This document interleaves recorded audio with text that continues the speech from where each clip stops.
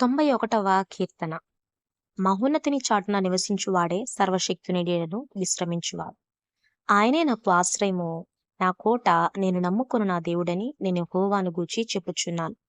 వేటకాని ఉరిలో నుండి ఆయన నిన్ను విడిపించును, నాశనకరమైన తెగులు రాకుండా నిన్ను రక్షించును. ఆయన తన రెక్కలతో నిన్ను కప్పును, ఆయన రెక్కల క్రింద నీకు ఆశ్రయము కలుగును.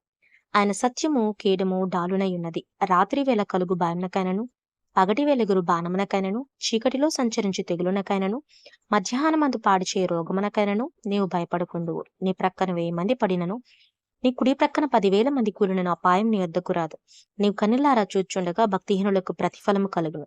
యెహోవా, నీవే నా ఆశ్రయము అని నీవు మహోన్నతుడైన దేవుని నీకు నివాస స్థలముగా చేసుకుని ఉన్నావు. నీకు అపాయమేమీ రాదు, ఏ తెగులు నీ గుడారమును సమీపించదు. నీ మార్గములన్నిటిలో నిన్ను కాపాడుటకు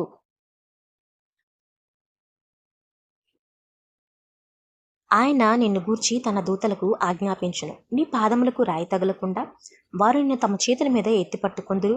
నీవు సింహములను నాగుపాములను త్రొక్కెదవు, కొదమ సింహములను భుజంగములను అనగద్రొక్కెదవు. అతడు నన్ను ప్రేమించున్నాడు గనక నేను అతని తప్పించెదను. అతడు నా నామం నెరిగినవాడు గనక నేను అతని గణపరచెదను. అతడు నాకు మొర్రపెట్టగా నేను అతనికి ఉత్తరం ఇచ్చెదను. శ్రమలో నేను అతనికి తోడై ఉండెదను, అతని విడిపించి అతని గొప్ప చేసేదను. దీర్ఘాయువు చేత అతనిని తృప్తిపరచెదను, నా రక్షణ అతనికి చూపించెదను. Praise lord.